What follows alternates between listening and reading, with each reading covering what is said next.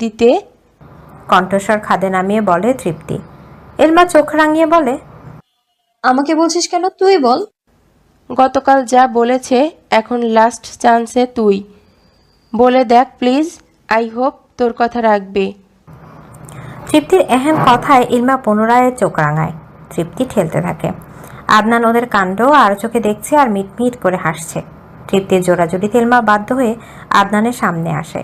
মাথাটা নিচু করে বলে, বাইরে যাবা? কেন? আদনান জেনেও না জানার ভান করছে। কণ্ঠস্বর কিছুটা রাগ দেখায়। ইলমা আদনানের রাগ মিশ্রিত জবাবে খানিক বিরক্ত হয়। তবু তৃপ্তির কথার জন্য লজ্জা শরম ত্যাগ করে কোমল মিশ্রিত শীতল কণ্ঠে বলে, আমার ফুল লাগবে, তুমি এনে দিবা? ইলমার এই আবদারটা আদনানের কাছে ভীষণ আদরে লেগেছে। কোনো জবাব না দিয়ে ইলমা চোখের ঘন পাপড়িতে এক দৃষ্টিতে তাকায়। তখন তৃপ্তি ইলমাকে বলে, চলে আয়। মনে হয় আনবে না। ইলমা মাথা নাড়িয়ে চলে আসে। আদনান কোনো প্রতিক্রিয়া দেখায়নি। দুজন মনে মনে আদনানের ভাবকে তুলোধনা করছে, সাথে আদনানের মেজাজের গুষ্টি উদ্ধার করছে। দুজনে ব্যর্থ মনে শাড়ির দিকে তাকাচ্ছে। মেরুন রঙের শাড়ি দুটো খাটের একপাশে পড়ে আছে। তৃপ্তি ইলমাকে বলে, এই চুল ছাড়বি আজকে? না, বাজে লাগবে। এই চুপ। তোর চুল মাশাল্লাহ হাঁটু ছুঁয়েছে, বাজে লাগবে কেন? খোপা করবো নে। না, চুল ছাড়বি। ভূতে ধরবে। ধরুক, তোর খোলা চুল দেখার শখ ভাই, তেমন একটা ভাগ্য হয় না। তৃপ্তির কথা শেষ হতে ইলমা চুলে ক্লিপটা খোলে। সাথে সাথে একগুচ্ছ কাজল কালো ঝরঝরে চুল হাঁটু অবধি নেমে যায়। তৃপ্তি ইলমা চুলের দিকে তাকিয়ে বলে, কেশবতী, তোর জামাই তোর চুল দেখলেই ফিদা হয়ে যাবে। এরপর মাশাল্লাহ বলবে। তৃপ্তির কথা ইলমা খানিক হাসে। চুলগুলো বাঁধতে বাঁধতে আয়নার সামনে দাঁড়ায়। হুট করে দরজার পাশ দিয়ে কারো সরে যাওয়া নজরে আসে। ইলমা ঘুরে দাঁড়ালে কাউকেই দেখতে পায় না। পরক্ষণে ভাবে হয়তো চোখের ভুল। কে আসবে এখানে? তৃপ্তি পায়চারি করছে আর ইলমাকে বলছে, ভাইয়া সত্যিই ফুল এনে দিবে? না। শালার ইতরের বউটা যদি রিনা খান হয় তখন বুঝবে মজা। যদি ভদ্র হয়? মেয়েটার কপাল পুড়বে। আদনানের অত্যাচার সহ্য করতে হবে। আরে মেয়েটা যে কি কপাল পোড়া। ইলমার কথায় তৃপ্তি বলে, মেয়েটা ভাগ্যবতীও, পিওর ভালোবাসা পাবে। এত প্রেম করেছে, এখন বলছিস বউকে পিওর ভালোবাসা দিবে? ও তো টাইম পাসে প্রেম করে, সিরিয়াস কিছু না। ভালো তো বাসবে বউকে। তৃপ্তির কথা ইলমা জবাব দেয় না। ফোন হাতে বন্ধু মহলে আড্ডা শুরু করে। প্রায় 20 মিনিট অতিবাহিত হওয়ার পর আদনান দরজার সামনে দাঁড়িয়ে বলে, ভেতরে আসবো নাকি তোরা বাইরে আসবি? আদনানের কথায় তৃপ্তি ইলমার দিকে তাকায়। ইলমা জবাব দেয়, ভেতরে আসো। আদনান বিরক্তি নিয়ে বলে, বাইরে আয়, আমি যাব না। তাহলে ঢং করে অনুমতি কেন নিলে? তীব্র ঝাঁঝালো কণ্ঠে প্রতিবাদ করে ইলমা। আদনান রুক্ষ গলায় জবাব দেয়, ঠেকা আমার না তোদের। বাজে লোক। তাতে তোর বাপের কি? আদনানের কথায় ইলমা তর্জনী নাচিয়ে বলে, কথায় কথায় বাপ টানলে খবর আছে একদম। আয় দেখি কি খবর করতে পারিস। 101 বার বাপ টানবো, তাতে কার বাপের কি? তারা কোথাকার। ইলমা আদনানের ঝগড়ায় তৃপ্তি কপাল চাপড়ায়। দুটো শান্তিতে থাকতে পারে না। সামান্য বিষয় নিয়েও ঠুকাঠুকি, কিন্তু ঝগড়াগুলো শুনতে তৃপ্তির ভালোই লাগে। ইলমা তৃপ্তি লিভিং রুমে আসতেই আদনান ফুলের ব্যাগ ইলমার দিকে এগিয়ে দেয়। ইলমা ব্যাগের দিকে তাকিয়ে বলে, এত ফুল? বেশি হলে দিয়ে দে, উপরের ফ্ল্যাটের মেয়েগুলোকে দিয়ে আসি। আরে নারী দরদি, সমাজ সেবক। ইলমার কথায় আদনান থমকে বলে, প্রেমিক নারী উল্টাপাল্টা বলবি না। তোদের মেয়েদের ঢঙের শেষ থাকে না। ফুল না এনে দিলেও সমস্যা, এনে দিলেও নাকামি। এত ফুল তোর বাপের টাকায় ফুল আনিনি, নিজের টাকায় এনেছি। এই কথায় কথায় বাপ টানবে না তো। ধমকে বলে ইলমা। তখন তৃপ্তি বলে, তোমার আইফোনটা দিও, পিক তুলবো আমি আর ইলমা। দেবো শর্তে। আদনানের কথায় তৃপ্তি এবং ইলমা দুজনে হা হয়ে যায়। আদনান জীবনেরও নিজের ফোন কারো হাতে দেয় না, পিক তুলতেও না। তার রুমেও তেমন কাউকে ঢুকতে দেয় না। দরজা একটা লক করে রাখে আজীবন। এমনকি বাইকের পেছনে কাউকে বসায় না। কিন্তু হুট করে ফোন দিতে রাজি হয়েছে, তার শর্ত সাপেক্ষে। বিষয়টা সত্যিই চিন্তার। আদনানের কথায় ইলমা বলে, কি শর্ত? চুল ছেড়ে হলুদে যেতে পারবি না। বেটা মানুষের আশেপাশে যেতে পারবি না, মেয়ে মানুষ ব্যতীত অন্য কারোর সাথে কথা বলতে পারবি না, হলুদে গিয়ে ঢং ন্যাকামি কোনোটাই করতে পারবি না। এসব রুলস মানলে আমার আইফোন দিয়ে আজকে যত খুশি পিক তোলাতে পারবি। আদনানের শর্ত শুনে এলমা তৃপ্তির দিকে তাকায়। তৃপ্তি চোখ দিয়ে ইশারা দিতেই এলমা জবাব দেয়, এসব শর্ত মানা ব্যাপার না। এই তো ভদ্রভাবে চলবি যাতে লোকে খারাপ না বলে। আচ্ছা। যা, দেরি হয়ে যাবে। আদনানের কথায় ইলমা তৃপ্তি ফুল নিয়ে ইলমার রুমে যায়, মূলত গহনা বানানোর জন্য। রুমে এসে ফ্লোরে ফুলগুলো ব্যাগ থেকে বের করে ইলমা। আদনান অনেকগুলো ফুল এনেছে, বলা যায় তাদের প্রয়োজনের চেয়েও 3 গুণ বেশি ফুল। ইলমা তৃপ্তির দিকে তাকিয়ে বলে, তোর ভাই একটা পাগল। আসলেই কিভাবে টাকা নষ্ট করা যায় সেই ধান্দা। বড়লোকই মন তার, দেখিস না কত মেয়ে সেখানে জায়গা পায়। ভাইয়ার রাগ বেশি হলেও মন ভালো। তৃপ্তির কথা ইলমা মৃদু হেসে বলে। হয়তো। আদনান সোফায় বসে ফোন থেকে পিকচার ডিলিট করছে, আবার হাইড করছে। মূলত মেয়েদের সাথে যেসব পিকচার আছে সেগুলো কিছু ডিলিট করছে আর কিছু হাইড রেখেছে। উঠে রুমে এসে ফোনটা চার্জে বসে ব্যালকনিতে যায় আদনান। আজকে মনটা বেশ ফুরফুরে লাগছে। রাতে ডিনারটা করেই ইলমা এবং তৃপ্তি রেডি হতে বসেছে। ঈশিতাকে ডেকে এনে ইলমা শাড়ি পরে। সে নিজের শাড়ি নিজে পরতে পারে না, যত চেষ্টাই করে কুচি ঠিক হয় না, আঁচল উল্টো পড়ে, কোনোভাবেই তাল করতে পারে না সে। ইলমা তৃপ্তি সেমভাবে শাড়ি পরে, 2 হাতে বেলি ফুলের গাজরার সাথে খোপাতেও ফুল দেয়। ইলমা কানে ঝুমকো পরে, গলার স্বর্ণের চেইনটা আর চেঞ্জ করেনি। চোখে আইলাইনার, কপালে টিপ, হালকা লিপস্টিক, উজ্জ্বল শ্যামবর্ণ, মুখে হালকা সাজে মায়াবী লাগছে তাকে। তাদের 4 ভাই বোনের মধ্যে ইলমা উজ্জ্বল শ্যামলা। সে তার বাবার গায়ের রং পেয়েছে, তবে চেহারা পুরোটাই মায়ের পেয়েছে। আদনান, তৃপ্তি, ইজাজ তার দাদি এবং বাবা মায়ের মতো ধবধবে ফর্সা। শুধু ইনান শেখ এবং ইলমার গায়ের রং একই, সেটাও উজ্জ্বল শ্যামবর্ণ। ইলমা 2টো গোলাপ হাতে নেয়। দুজন তৈরি হয়ে বাইরে আসতেই আদনানকে খাবার টেবিলে দেখতে পায়, বাকিরা সোফায় বসা। ফায়জা আশেপাশেও নেই। সবার আগে বা পরে সে খাবার খায়। সবাই যখন বসে কথা বলে আশেপাশেও আসে না সে। তৃপ্তি এবং ইলমাকে দেখে ফরিদা পারভিন বলেন, সাবধানে যাস, কোনো চেহারা দিকে তাকাবি না। ফরিদা পারভিনের কথায় ইলমা আদনানের দিকে তাকায়, বিড়বিড় করে বলে, তোমার বলতে হবে না, তোমার নাতি যে রুলস দিয়েছে তোমার থেকেও দ্বিগুণ। ইনান শেখ মেয়েকে দেখে জিজ্ঞেস করেন, ফুল এনেছো কখন? বাকিরাও তাকায়। তৃপ্তি তখন জবাব দেয়, ভাইয়া এনে দিয়েছে। বাকিরা আর চোখে আদনানকে দেখছে। আদনান সেদিকে ভ্রুক্ষেপ না করে নিজের মতো করে খাবার খেয়ে শেষ দেয়। হাত ধুয়ে পানি পান করে রুমে যায়। চার্জ থেকে ফোনটা খুলে বাইরে আসে। তৃপ্তির দিকে ফোন বাড়িয়ে দিয়ে বলে, যা বলেছি মনে থাকে জানো? তৃপ্তি মাথা নাড়ায়। ইলমার হাত ধরে বেরিয়ে যায়। আদনান আর সেখানে থাকেনি, সোজা রুমে চলে আসে। বেশি ভালো মানুষদের পাশে বসতে নেই, নাহলে তাদের বাতাস লেগে শরীরে চুলকানি শুরু হতে পারে। তৃপ্তি ইলমা আসতে দেখে সাজানো অবন্তীকে একদম পরে লাগছে। তাদের রিলেটিভ আছে বটে। শিমুল এবং তাজবিহাকে দেখে তৃপ্তি ইলমা তাদের কাছে যায়। কিছুক্ষণ কথাবার্তা বলে তৃপ্তি এবং ইলমা ছবি তুলতে যায়। এক কোণায় দাঁড়িয়ে ইলমা ছবি তুলছে, তার ক্যামেরাম্যান হচ্ছে তৃপ্তি। এক পর্যায়ে তৃপ্তি আশেপাশে তাকিয়ে বলে, কেউ নেই, প্লিজ চুল ছাড়া একটা পিক তোল, অনেক সুন্দর লাগবে। সাথে সাথে ইলমা জবাব দেয়, না, আদনান দেখলে বকবে। তোর হোয়াটসঅ্যাপে পাঠিয়ে ওর ফোন থেকে ডিলিট মেরে দেব। শিমুল তাজবিহ আসতে তৃপ্তি তাদের বলে, পাশাপাশি দাঁড়াও, ইলমাকে যাতে বাহিরে না দেখা যায়। 3 জন পাশাপাশি দাঁড়াতে ইলমা নিজের খোপা ছেড়ে দেয়। দীঘল কুন্তল কোমর ছাড়িয়ে সেই কেশ। ইলমার ছবি তোলা শেষ, হাতে চুল খোপা করে নেয়। তারপর তৃপ্তি ছবি তোলে। অবন্তীকে হলুদ দিয়ে স্টেজে ছবি তোলে 2 জন। 12:30টার মাঝেই আবার বাসায় চলে আসে ইলমা এবং তৃপ্তি। তৃপ্তি শাড়ি পরে হাঁসফাঁস করছে, সেজন্য এসে ফ্রিজ থেকে পানির বোতল নিয়ে রুমে চলে যায়। ইলমা আদনানের ফোন হাতে রুমে আসে। ছবি সহ হোয়াটসঅ্যাপ দিয়ে আদনানের গ্যালারি থেকে ডিলিট করে দেয়। পুনরায় রুম থেকে বেরোয় সে। বেশি দেরি করলে আবার না আদনান রেগে যায়, ফোন দিয়ে এসে চেঞ্জ করতে পারবে সেই ভেবে আদনানের রুমের দরজায় নক করে ইলমা। 2-3 বার নক দিতে আদনান এসে দরজা খোলে। শাড়ি পরা মৃদু এলোমেলো ইলমাকে নজরে আসে আদনানের। শ্যামকন্যা চোখের দিকে দৃষ্টিপাত করতে যেন গভীর সমুদ্র দেখতে পায়। অন্যরকম সুন্দর সেই চোখজোড়া। আদনান সেই গভীর চোখে নিজের চোখের মিলনে বেশিক্ষণ ডুবতে পারেনি। নিজের সর্বনাশের ভয়ে সংযত করে নেয়। সামনে তাকিয়ে বলে, রুলস ঠিকঠাক মেনেছিস তো? হুম। ইলমার জবাবে আদনান ভ্রু কুঁচকে বলে, দেখিস, মিথ্যা বলিস না, সব খবর আমার কাছে আছে। বললাম তো রুলস মেনেছি। খানিক বিরক্তি নিয়ে কথাটা বলে ইলমা। আদনান চোয়াল শক্ত করে বলে, এই, মেজাজ দেখাবি না। তোমার কথাবার্তা এমন কেন? সেটা জেনে তোর কাজ নেই। কথাটা বলে ইলমার হাত থেকে ছো মেরে ফোনটা নিয়ে মুখের উপর দরজা লাগিয়ে দেয় আদনান।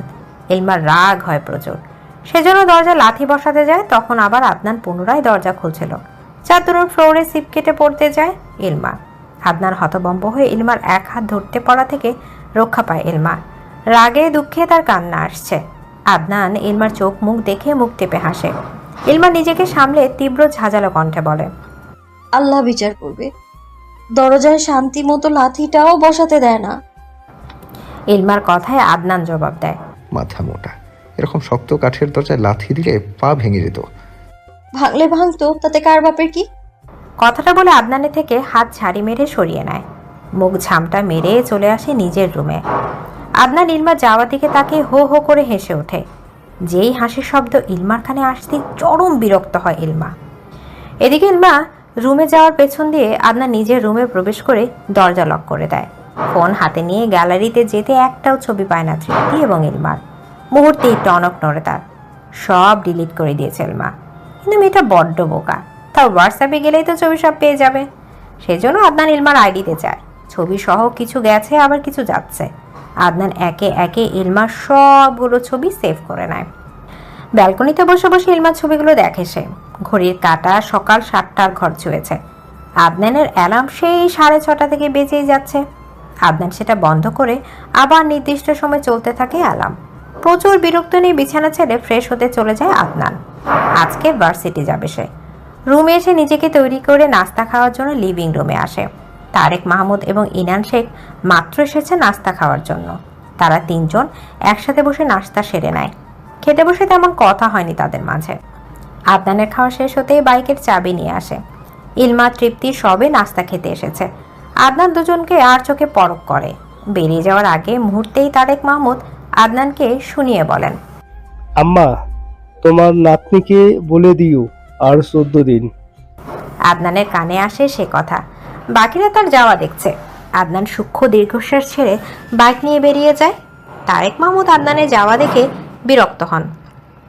ফরিদা পারভিন তারেক মাহমুদকে বলেন, আর কিছু বলার নাই, শোন, বিকেলে আমি আর তৃপ্তি ফাতিহার বাসায় যাবো। মায়ের কথায় ইনান শেখ জিজ্ঞেস করেন, হুট করে কেন? অনেকদিন ধরেই বলছে ফারিসের ছেলের জন্য মেয়ে দেখবো। এ তো বেশ ভালো খবর। ইনান শেখের কথায় তারেক মাহমুদ তৃপ্তিকে বলেন, ভালো মেয়ে দেখবে, হারিসের জন্য ছেলে যথেষ্ট ভদ্র। ইলমা সবার কথা শ্রবণ করে। নাস্তা শেষ করে সবার উদ্দেশ্যে বলে, বিয়েতে যাবে না তোমরা?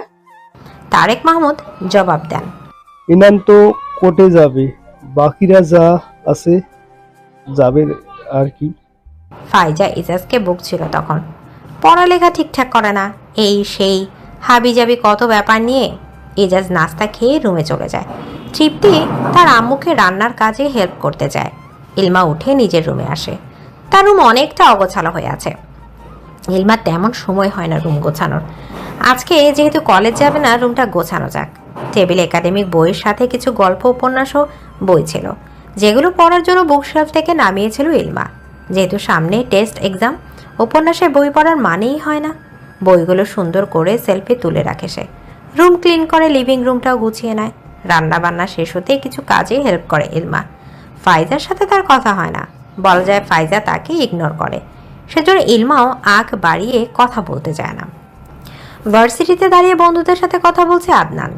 এক হাতের আঙুলের ফাঁকে জ্বলন্ত সিগারেট, যেটা কিছুক্ষণ পরপর মুখে তুলছে আর ধোয়া টানছে।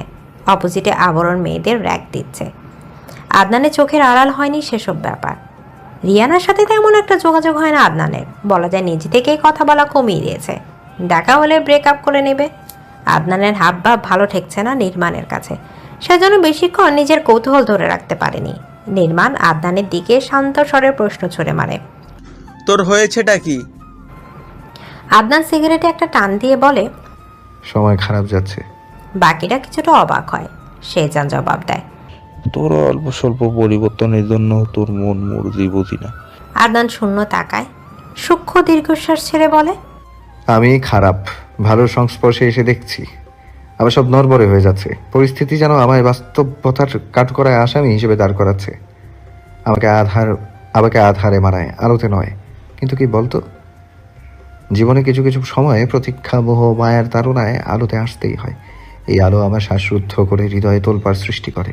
আমার নতুন সৃষ্টি কিংবা শেষ ধ্বংস এই আলোতে দেখতে পাচ্ছি। আদনানের কথায় নির্মাণ জবাব দেয়। এই আলোটা কি কাউকে ভালোবাসার মতো সর্বনাশী ব্যাপার স্যাপার? নির্মাণের কথা প্রত্যুত্তরে কোনো প্রতিক্রিয়া দেখায় না আদনান। বাকিরাও আর প্রশ্ন করার সাহস পায়নি। তবে ঘটনা ঘটে অন্য। আদনান যখন আবরণের সামনে দিয়ে যাচ্ছিল, তখন আবরণের দলের একটা ছেলে টিটকারি মেরে বলছে, জয় ভাই, আপনার শালা যাচ্ছে। কথাটা বলে ছেলেটা হাসে, সাথে ছেলে পেলে গুলোও হাসে। আদনানের কর্ণগহ্বর হয় সে বাক্য, কিন্তু ঝামেলায় যেতে চায় না, সেজন্য কিছু বলেনি। তার বোনকে সে সামলে রাখতে পারবে। মুখে বললেই বিয়ে হয়ে যায় না, শালা হয়ে যায়। কিন্তু জয় সেই কথাটা কাউন্ট করে জবাব দেয়। একবারে দেশি মাল দেখলেই জিভে জল চলে আসে। ব্যাস, আদনানের টেম্পার গরম হয়ে যায়।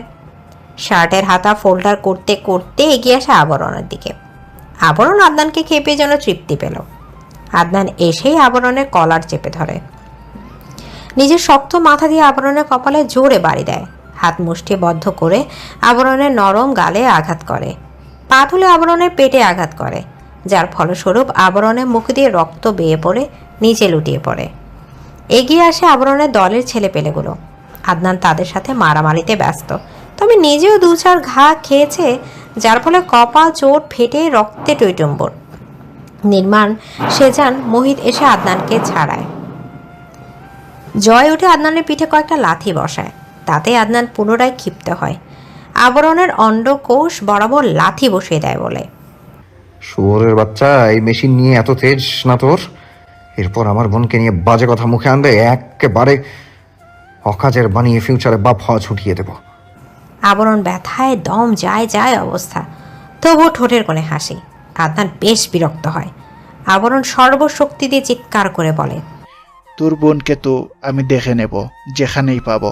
ফিউচারের কথা চিন্তা করিস। আদনান তেড়ে আসতে গেলে নির্মাণ তাকে ঠেকায়।